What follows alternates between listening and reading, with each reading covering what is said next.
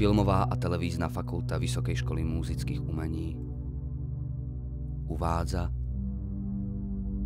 semestrálne cvičenie na tému sen, fantázia, skutočnosť. Melatonín.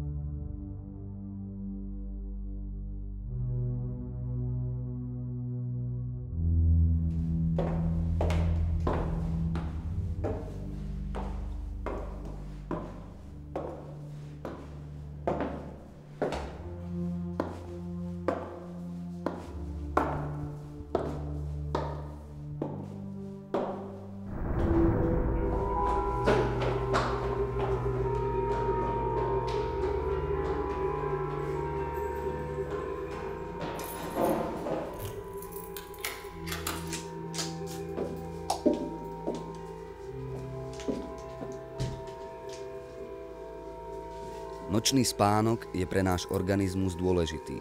Nielen z hľadiska odpočinku, ale i pre tvorbu významného hormónu zvaného melatonín.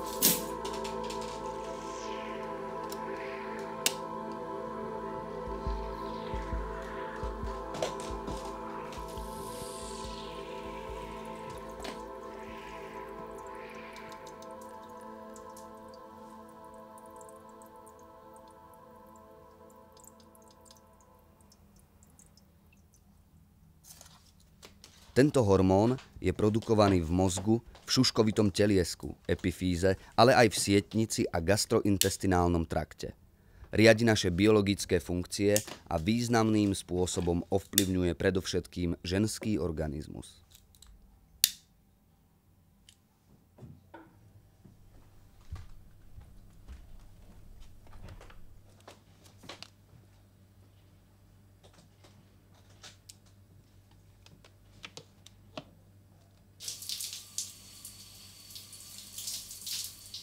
Tvorba melatonínu je však silne závislá od intenzity svetla.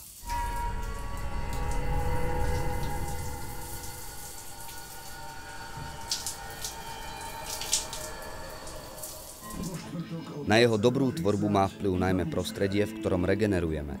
Ak totiž spíme pri rozsvietenej lampe, zapnutom televízore, alebo je náš spánok inak narušený svetlom, môže sa tvorba hormónu znížiť alebo úplne zastaviť.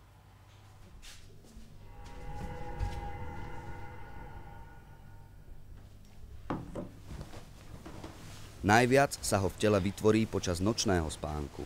Vtedy prebehne celým telom, obnoví poškodené bunky a pomôže organizmu pri regenerácii. Je dôležité spať aspoň 8 hodín denne.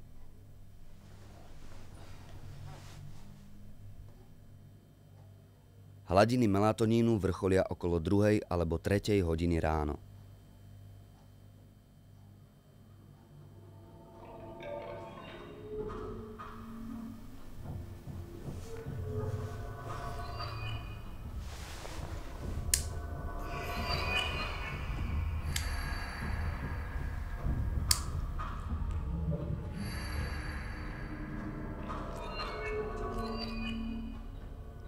Melatonín je považovaný za všestranný hormón, ktorý plní niekoľko dôležitých funkcií. Ovplyvňuje spánok a ospalosť, je silným antioxidantom, čo znamená, že zabraňuje poškodzovaniu DNA, obmedzuje vznik rakovinového bujnenia.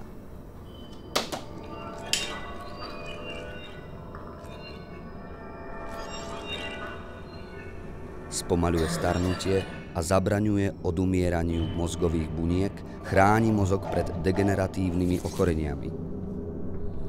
Zvyšuje odolnosť voči stresu. Podporuje obranyschopnosť organizmu voči vírom a baktériám.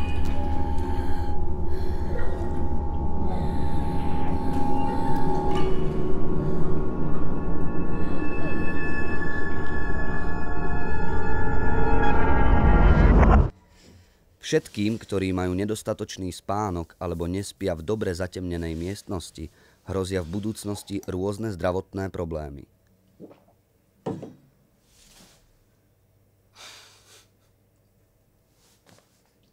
A pritom stačí tak málo. Dostatočne dlhý a svetlom nerušený spánok.